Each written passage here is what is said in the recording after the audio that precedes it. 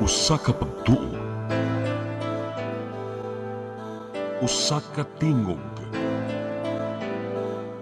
usa ka katawhan.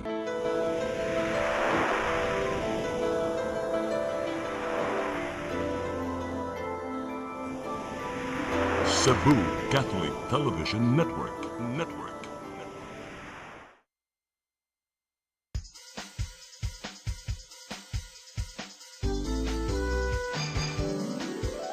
Hello Cebu, maayong buntag. Yaksunta ang kahayag nga nagsugid sa matuod, kadagan sa panghitabo. Hello Cebu, maayong buntag Pinoy.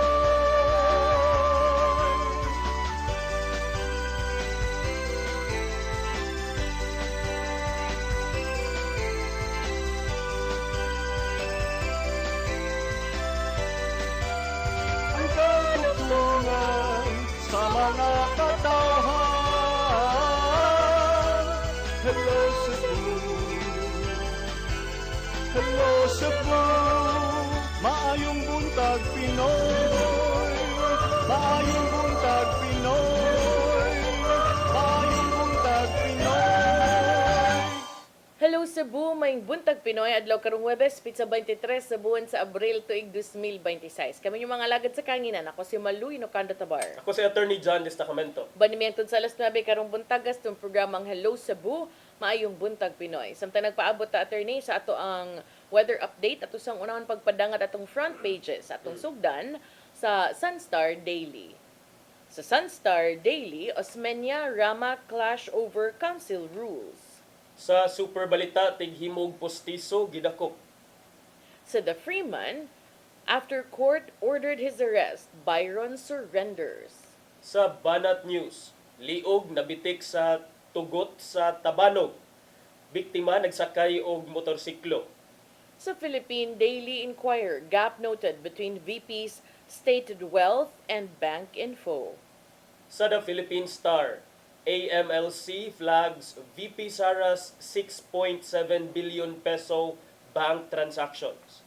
Sa Manila Bulletin, ICC says it has jurisdiction over Duterte's cases. Ug sa Tempo, PNPA acid hazing case, 7 cadets charged.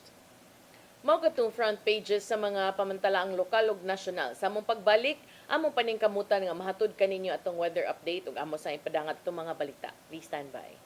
Hello Cebu,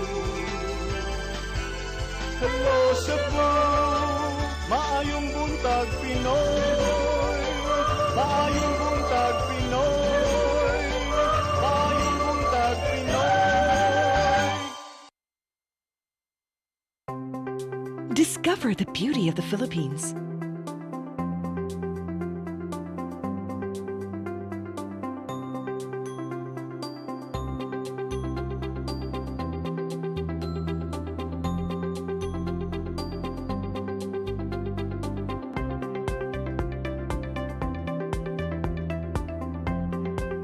With Philippine Airlines, the country's flag carrier.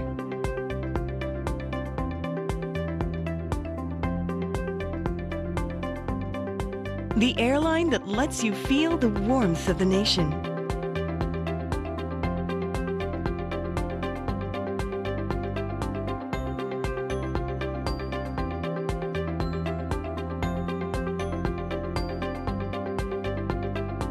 Mabuhay!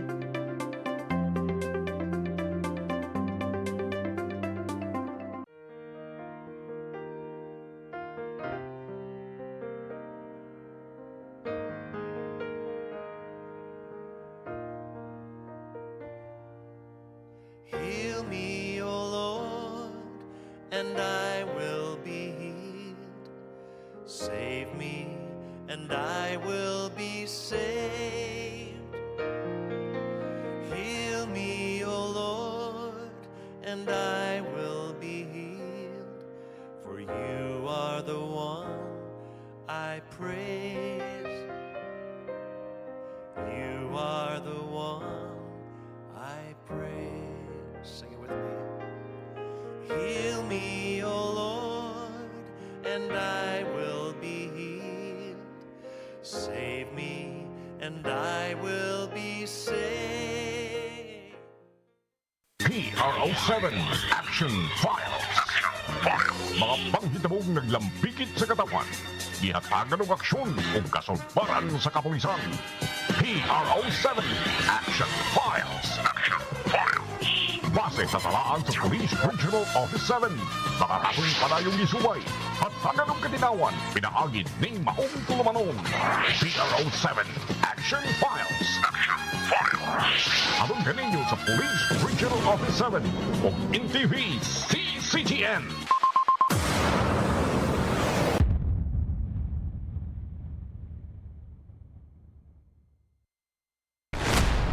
Your song, Your music. your listening pleasure. Sing it, Cebu! And if I don't need you, This, my darling, I've been told. Jody was the girl who lived next door. I've known her, I guess, 10 years or more. saving all my kisses just for you. Yes! You got me jumping like a crazy clown. And I don't think you're right to put it down. Since I kissed you, let me live so wide. The things that bothers me is living like a fine. Hey, hey, set me free. Stupid Cupid, stop picking on me.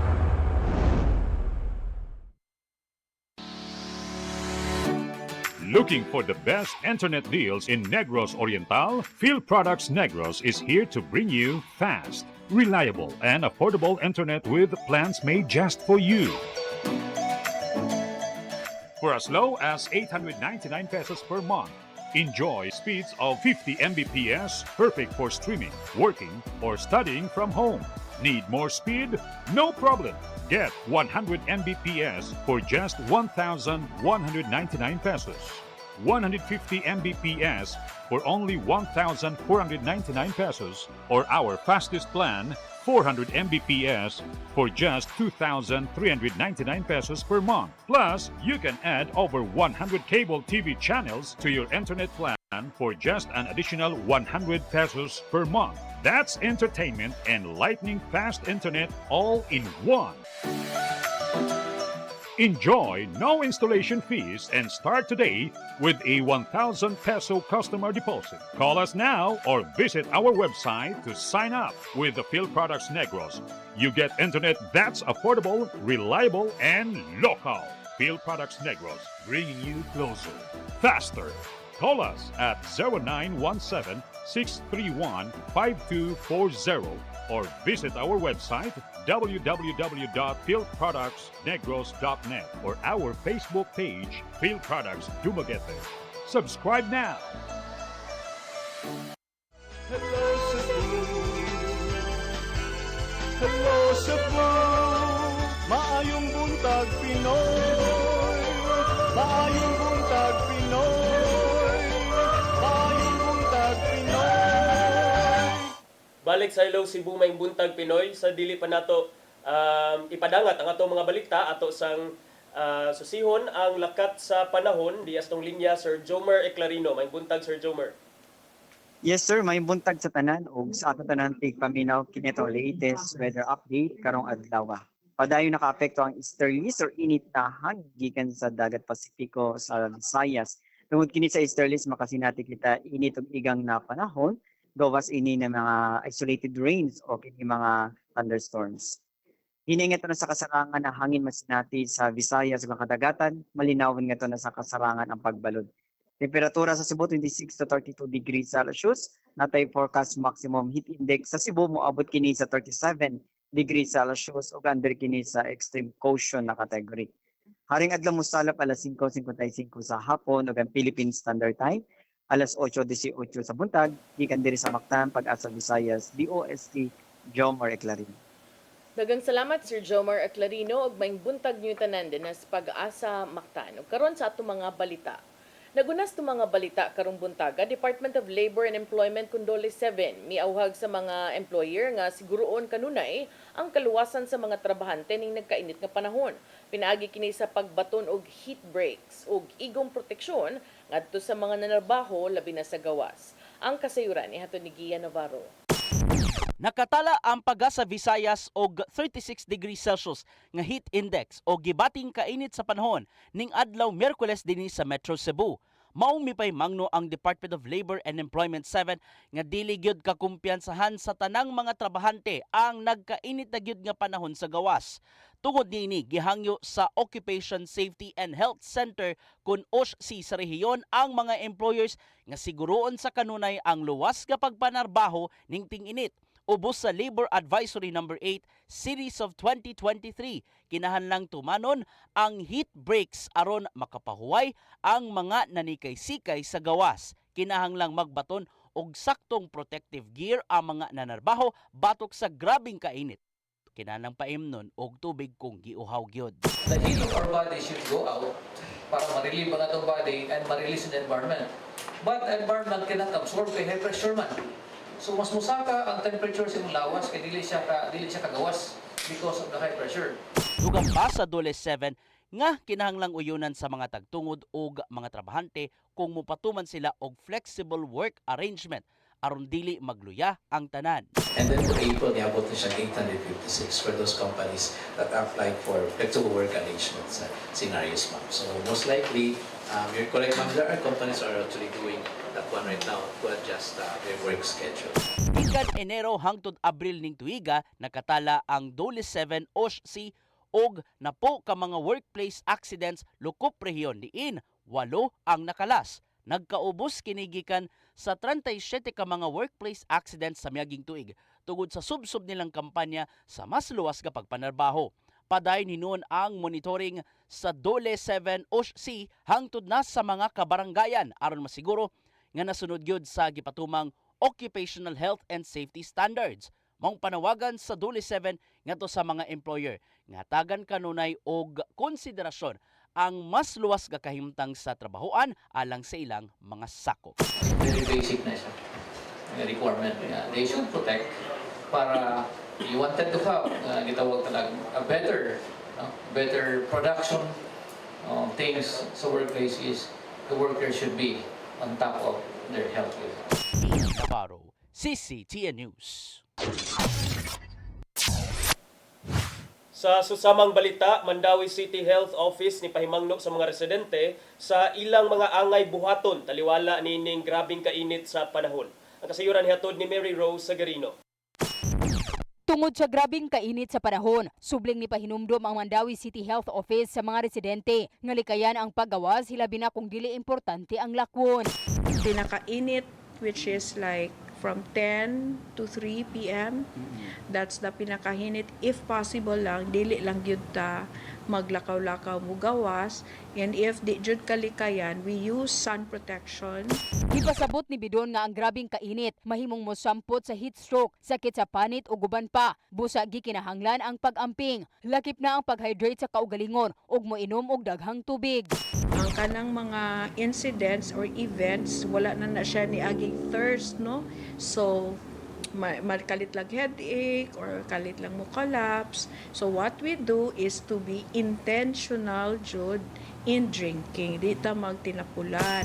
Hinuon matod ni ini nga wala pay na report sa opisina nga nakasinati og stroke tungod sa grabing kainit. Samtang miaging semana nangapaso ang lapalapa sa pipila ka mga dancer sa syudad human sa pagsayaw sa tinikling nga nakatiil. Ang sayaw halad atol sa pag-abot sa mga bisita gikan sa Kaohsiung City sa nasud nga Taiwan. Hinuon ang ka-standby ra ang sakop sa City Disaster Risk Reduction and Management Office sa pagbandage sa ilang tiil. Mary Rose Sagarino, CCTN News. Sa laing bahin, Vice Governor Glenn Soco ng apod-apod og ayuda sa mga apektadong mananagat sa tuburan.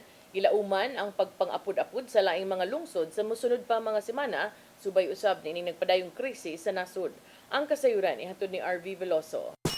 Gawas sa mga driver sa lalawigan sa Sugbo, giapuran usab og ayuda ang sakop sa mga mananagat sa lungsod sa Tuburan.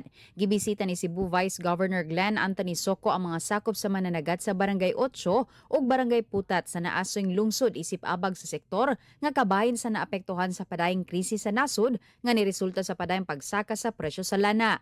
Nadawat sa mga mananagat ang bugas humay ug mga dilata. Subay ni ini gilauman ang dugang pang pagpag-apon-apod sa uban pang mga lungsod sa mosunod nga mga semana. Una nang gipaybaw ni Soco nga gawas sa mga driver sa public utility jeepney kun PUJ nga direktang naapektahan sa pagsulbong sa presyo sa gasolina apan lakip usab ang mga mananagat nga sagad ni gamit na og pump boat nga magkinahanglan usab og tubil sa lana. Kaning among gihimo murag pag abag-abag na lang ni. Pag puno-puno sumutong akong gingnan nga ug naatay mapundo diha nga bisag unsa hinabang bisag unsa nga butang atong igahin gyud sa mga mananagat.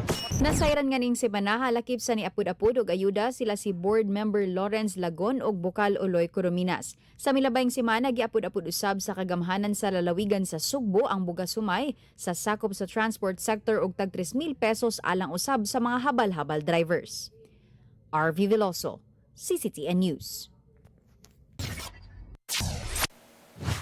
Sa laing balita, Vice Presidente Sara Duterte ug bana niyang si Manasseh Carpio adunay 33 ka mga kadudahang bank transactions ubos sa ilang mga pangan. Kini ang gipaambit sa Anti-Money Laundering Council karong gisumpayan ang hearing sa House Committee on Justice kabahin sa kasong impeachment batok sa Vice Presidente. Ang kasayuran ni hatod ni Gia Navarro. Sa ikaduhang adlaw sa impeachment hearing sa House Committee on Justice, gipakita sa Anti-Money Laundering Council ang giingong questionableng kadato ni Vice Presidente Sara Duterte ug bana niyang si Manasseh Carpio. Gibutyag ni AMLC Executive Director Ronel Buenaventura nga mikabat ngadto sa 6.7 billion pesos ang kantidad sa kadudahang 33 ka mga bank transactions. Sa maong kantidad, nagagikan sa Vice Presidente ang 3.7 billion pesos niini, samtang dulan 3 billion pesos usab ang gikan sa bana. Moabot usab sa 791 million pesos nga balor sa transaksyon ang adunay undetermined inflows ug outflows. Hinungdan nga gikatingalahan sa mga sakop sa House Committee on Justice ang maong kwarta nga matod pa wala nakalatid sa Statement of Assets, Liabilities and Net Worth sa opisyal. There are undetermined inflow or outflow transactions based on our system, but we see transaction movement, so we categorize it as undetermined. So that is 791,102,607.44 centavos. Just for the record, ED, are the figures accurate? Yes or no? As of we submitted today, yes. Are they accurate? Based on our records, yes. Usa ang kadagkuan sa AMLC ang nipatimaw sa hearing isip pagsunod sa gidusong sabpina aron pagklaro sa mga ebidensya batok sa Vice Presidente. Gihimugatan sa chairperson sa maong committee nga dili gaslighting ang gibuhat sa nagpadayong hearing apan pagsubay kung aduna bay probable cause ang impeachment complaint batok ni Duterte. Numbers do not lie. Again, numbers do not lie. At dito po, nagiging mas mabigat ang usapan. Because when we speak of numbers, we are no longer dealing with opinion, spin, or even narrative. We are confronting cold, unyielding facts. Sa gihapon, wala pa ni patimaw si Vice Presidente sa nagpadayong hearing sa Kongreso. Mary Rose Sagarino, CCTN News. Sa atong katapusang balita, Police Regional Office 7 nakasikop og 15 ka drug suspects sulod sa usa ka adlaw nilang operasyon nitong Abril 21. Kapin usa ka milyon ka pesos nga balor sa shabu ang nasakmit usab. Ang kasayuran ihatod ni Arnold Bustamante. Sunod lang sa 24 oras, nakasikop ang Police Regional Office 7 ng 15 ka drug personality sa Tibok Central Visayas o pagkasakmit sa balor 1.3 milyones ka pesos nga illegal nga drugas sa datos sa gipahibaw sa Pero 7 gikan sa alas 6 sa Buntag, Abril 21, ngadto sa alas 6 sa Buntag pagka Abril 22, nakalusa na kapulisan og 14 ka anti-illegal drug operations nga resulta sa pagkasikop sa usa ka high value individual og 14 ka mga bagong drug personalities. Moabot sa 192.7 gramos nga gituwang shabu ang ilha nga nasakmit kadto standard drug price nga 1,306,076 pesos. Ang Cebu City Police Office nga doon labing daghan nga nasakmit nga shabu nga moabot sa 135.30 gramos nga kantidad ang tanan sa 920,000 pesos. Nga gisundan sa Bohol Police Provincial Office nga doon 53.62 gramos nga kantidad sa 364,000 pesos. Samtang ang Cebu Police Provincial Office nakasakmit og kapin sa 21,000 pesos. Si Police Brigadier General Arnold Abad, ang Acting Regional Director sa Police Regional Office 7, midayeg siya mga sakop subay sa walay hunong nga kampanya batok kriminalidad alang sa kahusay kalinaw sa tibok rehiyon. Niabhag si Abad sa mga Sugbuanon, ginikanan, magtutudlo, negosyante, ilabi na ang mga kabataan nga mobarog alang sa proteksyon sa kaugmaon sa mga kabatanunan. Kini pinagi sa pagtabang sa otoridad sa pagbantay o pagtaho kung adunay illegal nga kalihukan silang komunidad. Tinguha sa kapulisan sa Central Visayas nga mabungkag ang pagkuyanap sa illegal nga drugas alang sa hayag nga kaugmaon sa Sugbo. Kini nga paningkamot bato ni Abad, pinasubay kini sa PNP nga focus agenda to enhance management of police operations aron pagsiguro nga magpabilin nga luwas ug hapsay ang tibok Central Visayas. Arnold Bustamante, CCTV News. Mao katong mga balita nga naghipos ng kaubanan sa CCTN News and Public Affairs Team ug inyo katong nakita kagapon sa mga balita sa Sayri 47. Nya, daggo ubay ta og hisgutan karong buntaga. Dako-dako sad. Dagko sa mga developments sa gahapon. Dako-dako sa kantidad. Ato nang tukion sa among pagbalik. So please stand by. Hello Cebu, hello Cebu, maayong buntag Pinoy, maayong buntag Pinoy, maayong buntag Pinoy. Discover the beauty of the Philippines.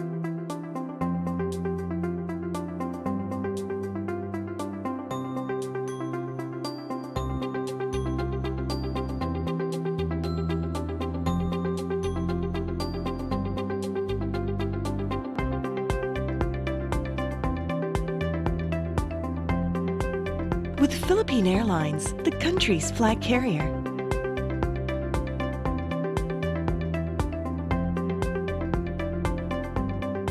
The airline that lets you feel the warmth of the nation.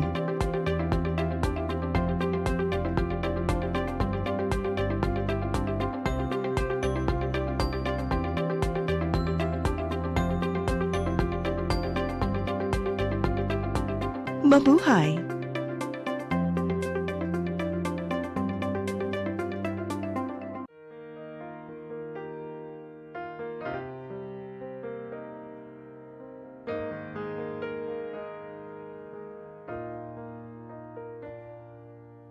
Heal me, O Lord, and I will be healed. Save me, and I will be saved. Heal me, O Lord, and I will be healed. For you are the one I praise. You are the one I praise. Sing it with me. Heal me, O Lord, and I will be healed. Save me, and I will be saved. Hello, Cebu. Hello, Cebu. Maayong buntag Pinoy. Maayong buntag Pinoy. Maayong buntag Pinoy. Balik ta sa Hello Cebu Maayong Buntag Pinoy. Kagahapon partner murag grabe ang mga panghitabo no. Kay back to back ang mga balita back to back. Sa dinhi sa ato sa atong nasod ongoing ang hearing dito sa Justice Committee sa House of Representatives kabahin sa kasong impeachment kag gipasaka sa atong Vice Presidente Sara Duterte ug ubay-ubay ang mga revelasyon kagahapon. Una ni ana katong giingon nga dako 6.7 billion pesos kuno partner. Katong gaps. Ang gaps. Nga mga bank transactions sa mag-asawa or magtiayon nga si Vice Presidente Sara Duterte ug yang bana nga si attorney nga niyang bana. Yes, lawyer also. Attorney Carpio. 6.7 million in Billion. a billion in covered and suspicious transactions. What does that mean when you say covered and suspicious transactions? Kana mo good partner kay ang governing ani nga balaod is ang Anti-Money Laundering Act. Yeah, under sa ato sa explain unsa nang money Hindi nang laundering. moingon attorney nga, "Huy ayo sige ko na nang daghan kay dalo ng kwarta maamlag yun ka." Yes, Ana, kana day. mao gina kay sa amla mga good partner dunay mga certain thresholds or naalay Kantidad, mga kantidad nga allowed or kung mulapas ka nga particular nga amount kay ang mga bangko required sila nga mo report to AMLAC because mao nay naa sa Anti-Money Laundering Act. So when we say money laundering, mag introduce ka og murag dirty money into our financial system. Pwede na siya attorney nga in the form of bringing money physically from somewhere else into the country, can also be putting money into your accounts from various means kana magbalhin-balhin, Yes. GCash, padung Maya, padung Yes. kuan murag lipat-lipat system. Lipat-lipat kay ang objective man sa mga money launderers kay para dili walay trail kuno or lisod ang trail nga matrace ang ginikanan sa imong kwarta when in fact yung katong kwarta was dirty money. Kanang tinubdan sa imong kwarta ang nga source. dili illegal nga mga pamaagi. Yes, illegal nga Kinsa man sad usually ang mga tao nga mag-launder attorney. Kato na ibang mo, yung launder man, laba man ta kani, di man madaglaba.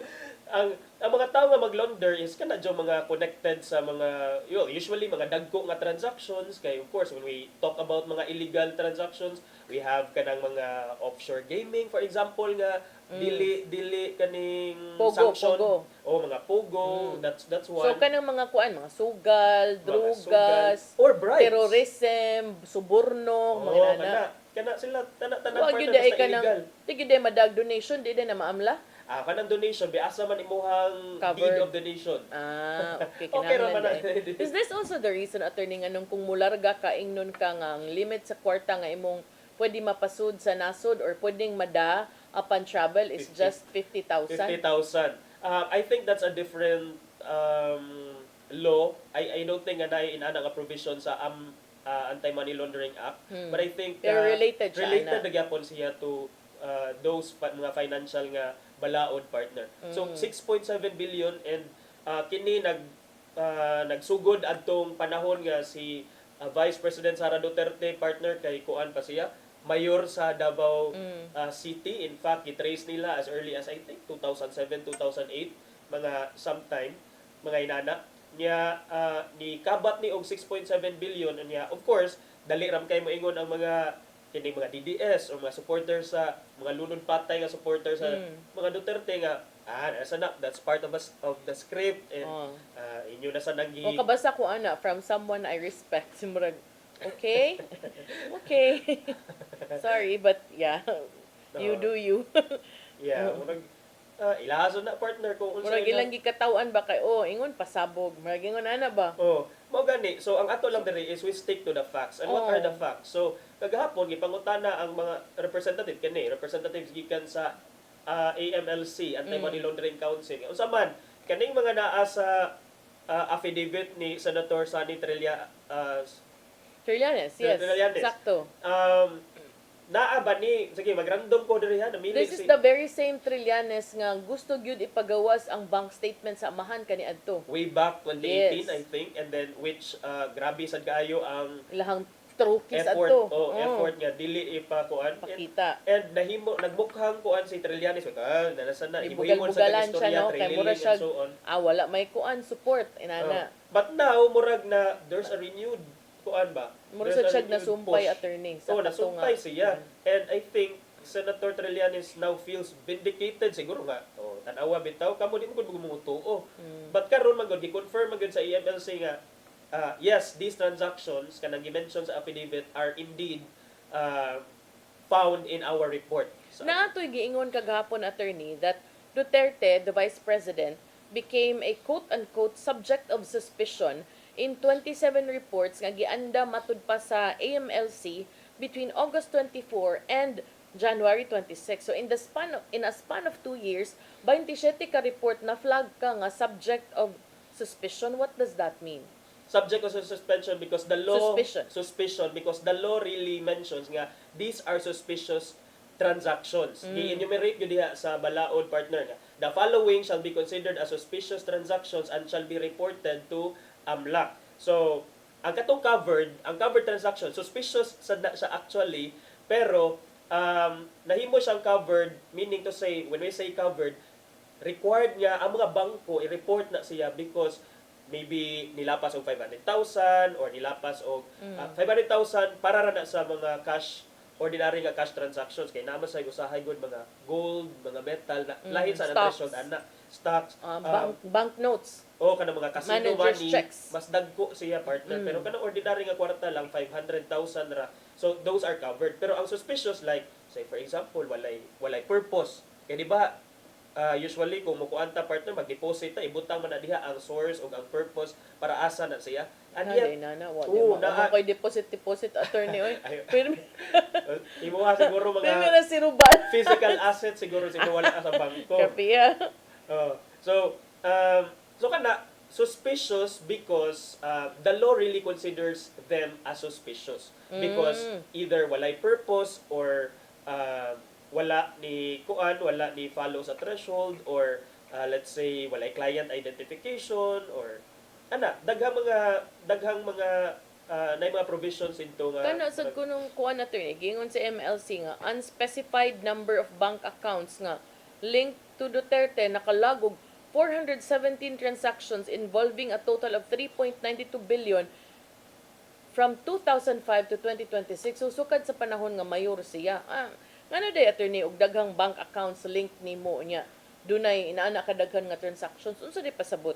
I don't know. This is not to, of course, establish her guilt. Pero katong imong giingon kaganina nga the very nature of money laundering is for you to be able to bitaw move money. Aga nang nukos-nukos ba? Nang so dire gawas dito balhin dire nana. Okay. So that could be one of those reasons, but of course that has yet to be proved. But di gyud ta maabot ana nga punto attorney kay ato utang dire bayad didto. Pero kanang inana attorney dako magud kay paminawon ba kana kunong maong nga period 4.42 billion ang nisud sa accounts, 1.55 ang nigawas, 1.55 billion ang nigawas, 791 million ang wa na verify kung inflow ba ni or outflow according to the summary report of AMLC. Ako question, naamday ni dugay namday ni anong wa may na anong karon pa man? Anong karon pa man well, karon pas lagi supina. Karon sa gisupina, mao ning giingon ninyo nga due process, gisupinahan para matubag. Wa man lagi ni tubag. So, well, magpaabot sa ta kung maabot ba ni adto sa Senate kung adto na sigud sa trial kay ingon naman sa tong attorney nga sige, mutubag ra jud mi adto sa trial kay that's the proper forum. Pero attorney, question, unsa man ang violation if any and unsa day impact kung ang sud sa imong bangko wala na reflect sa imong salen? Unsay violation kung ang sulod sa imong bangko, ang sulod sa imong kani nga mga billions wa ni reflect sa imong salen? Well, 6713, di ba? Required niya mo file og salen every year. Apoy kaayo, taas kaayo. So that's one. Pero ni file man siya, so what ay problema ana. Ang ato diha is sakto ba ang iyang gi-file. So salen is under oath siya. When you say under oath, kanang you swear. Notaryo. Ginotaryo siya. Tinuod ang imong gipangbutang nga mga detalye kapoy kay na attorney bisag konsehal ra ka, bisag iwit pa ka sa election sa barangay. Asawa ra ka. Bisag wa kay suwat. Butangan gyud dito tanan unya. Pwede ra di mamaka. Mao gani na kay under oath man siya, so you swear to the genuineness, to the authenticity of the facts stated in your salen.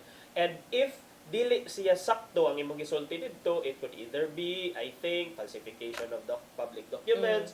It could be it could also be perjury, depende kung asa nimo gi-issue unsay purpose sa pag-issue nimo sa salen, perjury or something like that. Murag pag-falsify sa records because wala man ni reflect ang tinuod nimo nga tinuod nga amount. Nga kwarta. Ngano man di ay partner, dili day tinuod. Mo man ang gibutang ni ingon si Congressman Chel Diokno nga it is considered kono a smoking gun as far as probable cause is concerned kay the discrepancy O ang diferensya tali sa duha ka figure sa millions nga naa siyang salen ug sa billions nga naa siyang bank transactions, dako ra kuno kaayo. Kinahanglan gid kuno siya i-explain either in Congress or in Senate. Napagitoy time nga zero ang iyahang cash on in bank. Oh, mo mo to Pila ka gingon years? attorney na ang AMLC ni report nga kadto kunong 27 confidential reports nga submitted by covered persons katong subject of suspicion nga akong giingon ganina,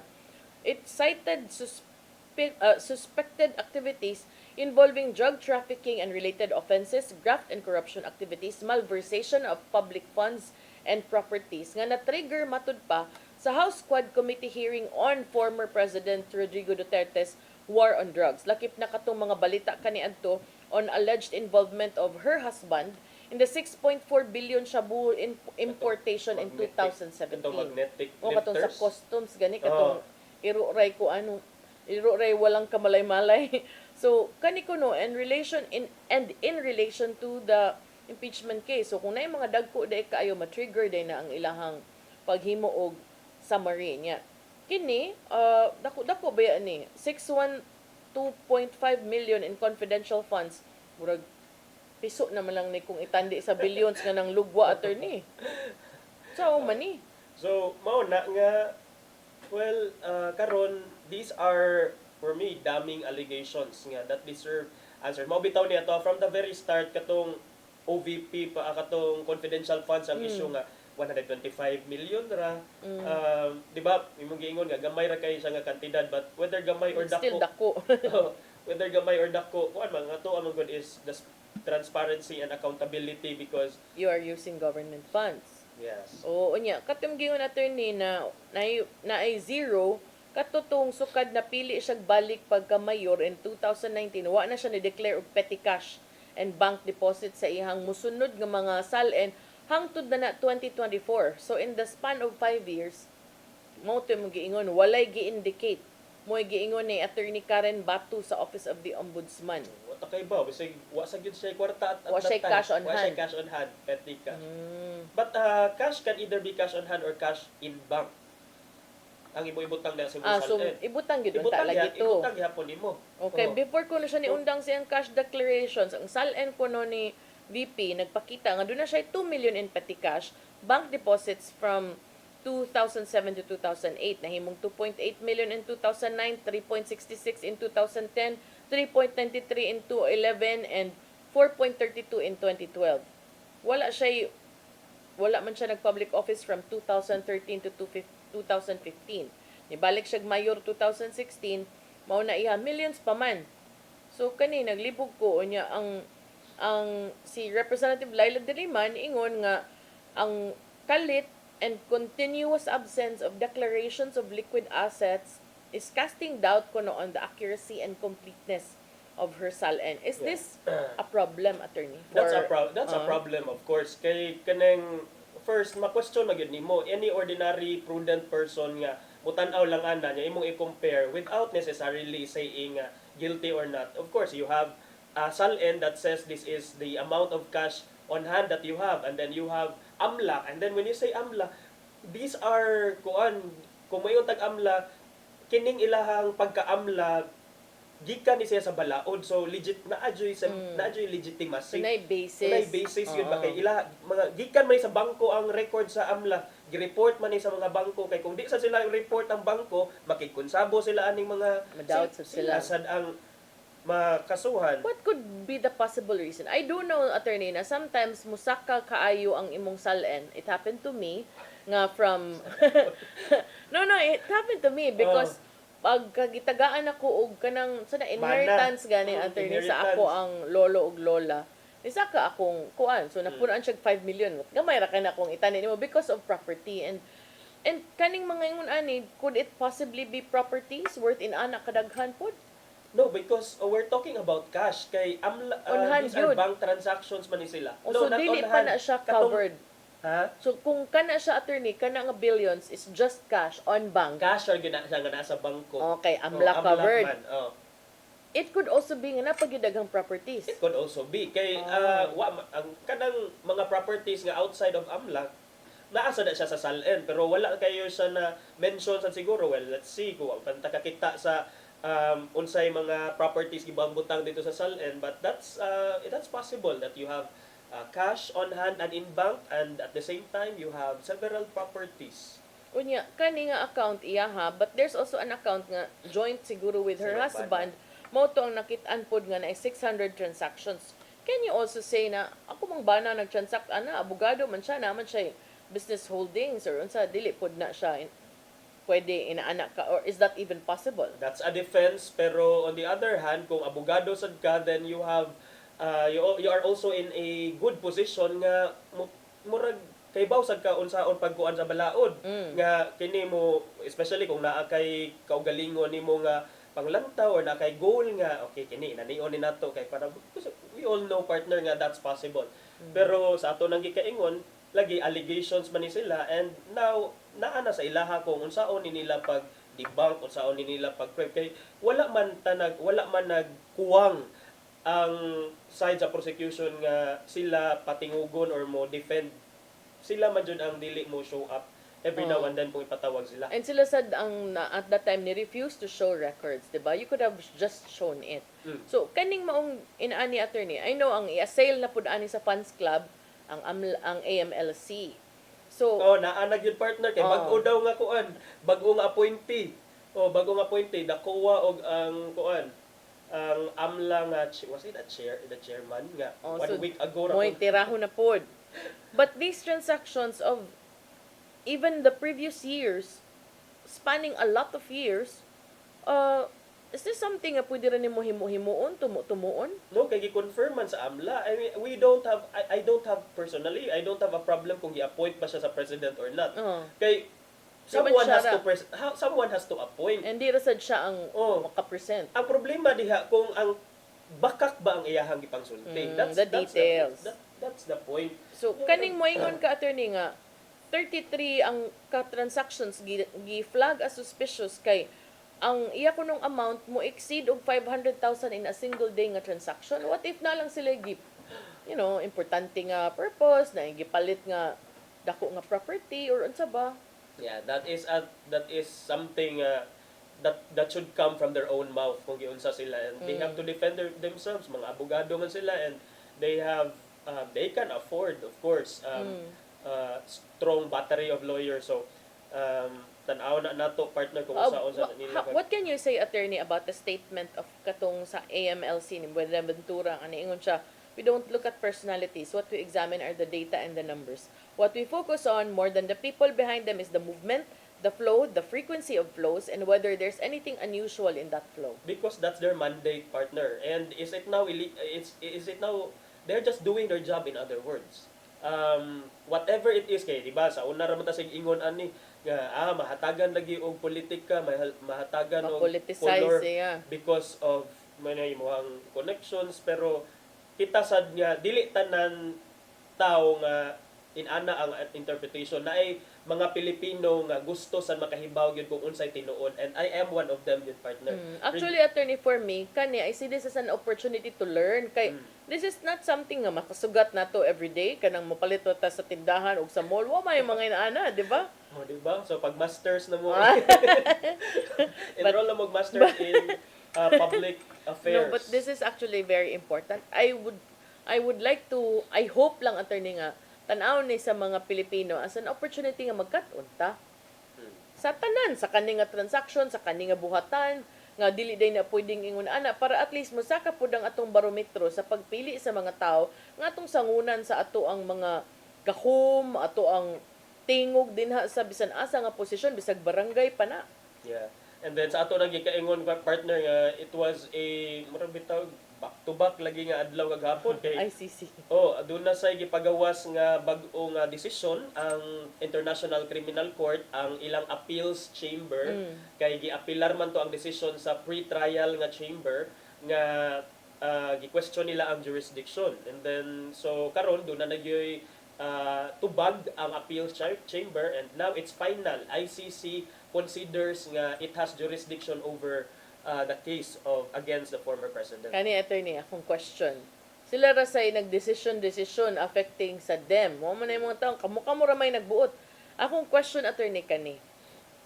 Nakaapekto ba ang pagsamok-samok sa mga fans club ngadto sa page, sa hearing, gipang follow, gipang stalk, gipang commented to ang mga live proceedings? Does that have an effect on their decision? I think it was mentioned, not in that way, good partner, pero gi-mention siya in the sense nga, the very fact nga daghan pagkaayo mga supporters nga who are trying to defend Mr. Duterte shows that he still wields power and influence. And this is precisely the reason why nganong dili gyud siya, well, this was mentioned kato bitaw sa ilahang appeal for interim release. Yes. So, but that's another question. So I think kana sa partner Dako siya naasad siya factor, nasa factor kay in ICC magud tanan nga lihok di gani ipakita dito video, pwede ipakita dito di man ta makaingon nga naadyoy strict nga format ang ebidensya nga ipakita dito. So those things can compound the problema sa former president. So karon mo nagpaabot sa ta partner kung kanus-an ning padayon ang iyahang trial didto kay gikumpirma naman jud ang jurisdiction sa ICC, which is a major question.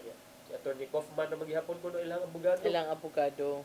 So kato ilang four grounds nga gisite sa defense sa ilang pag-apilar katong sa jurisdiction sa ICC, wala to tanan, basura to tanan, gipadaplin to tanan. Yeah. Final na ba ako no to? Oh, final. Mga ganito. So, I think after that, dili na pwede maka-appeal to a higher court because the ICC, na siya pre-trial chamber and then appeals court. And once appeals court na final decision, and that's it. But I think normal lang yun na nga course of the legal proceedings ang i-follow ni Attorney Kaufman kay medyo mao man ginang naa sa ilahang nabitang timeline nga ilahad yung mga possibilities nga mga remedies nga pwede nila kuhaon ba. Sad to say lang negative ang resulta. So ang unsa may laktod pagkasulti ani attorney nga pagpabilin didto taralon mo proceed na ang kaso ug di sad siya buhian kana mao ang impact na partner nga padayon siya didto nga makuan curtail ang freedom adto sa The Hague unya dayon ang kaso katong giampo nga ipabalik na diri murag medyo wala di gyud mada ang bring him home. Oh, dili gyud ang bring him home. Okay. Ni tingog baya to si Attorney Kaufman ingon siya nga from a legal perspective ko no, the appeal judgment fails to clarify the threshold for when an amorphous preliminary examination becomes a matter before the court. Pero from a political perspective sad ko no, ingon siya given the existential distress in which the court and its embattled chief prosecutor finds themselves, the defense is not surprised by today's appeal judgment on jurisdiction. Allowing the appeal would have practically emptied the court's docket. Of course. Pero, well, the court has decided, so let justice take its course na lang yun. Napatay gamay oras na pa ba? Ako lang ni lakbitan is good partner kay si Representative Martin Romualdez Manggod kay naay hold departure order against him nga dili siya pwede larga outside. Mo na akong gidiscuss gahapon but ang akong pangutana attorney niya na gid ko na ang pangutana diha upa ba nakalarga? Kasi feeling na ko nakalarga na. Nasa taan ni. No, I feeling na ko nakalarga na and the document was just apas na lang. How could you request for a travel clearance dated letter to the speaker dated April 20 and your travel is April 20 and the clearance was issued April 20? Okay. So, abi ba nako og wala na yung mga liko-liko di ay so naa sa di ay. Basin lang ba? Basin mo ta ka ba? The VP also is allowed to travel. The palace allowed the Vice President. Ato sa Korea and Europe. Gisugta naman siya. Mag-meet time sa siya. I don't know pod kung basing mo ato sa siyang papa oy. No, basin kay Europe man. So kana mga developments for whatever it's worth kaning Romualdez mo to nakapangutana ko unsa man ni is there something between the president but now that you open it up nga possibility nga medyo naday mga detalye nga inana nga ang clearance gi-submit within the day, gikuan na sa Naman gi-approve. to yung letter. Ah, Gi-approve sa 20, dated. Gikuan ni Attorney Chaloy Garafil. So, kato siya. Approve. Pero ningon man sad si Remulla nga, wala among gikuan. So, I don't know. Ibawan man na because he is an incumbent. Incumbent pa ba ni si Bart Senator? Representative Congressman Romualdez? gyapon siya. Ni-step down lang siya as speaker. Okay. Yeah. Okay, mawalan sana karong adlaw. Wala tayo oras at tayo padat ang giandam ni Tatay Dodong aning pulong og kinabuhi.